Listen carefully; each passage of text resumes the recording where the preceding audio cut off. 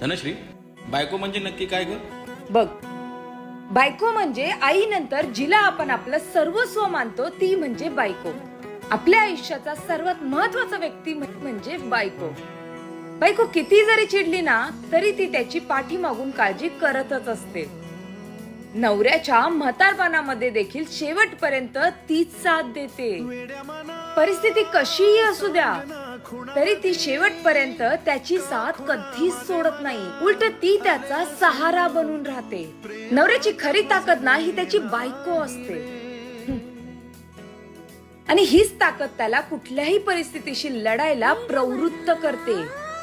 नवरा कसाही असू द्या तरी सातो जन्म हाच नवरा मिळू दे अशी देवाकडे प्रार्थना करते.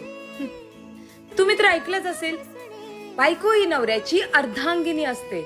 म्हणूनच नवऱ्याचं अस्तित्व हे बायकोशिवाय अर्थवट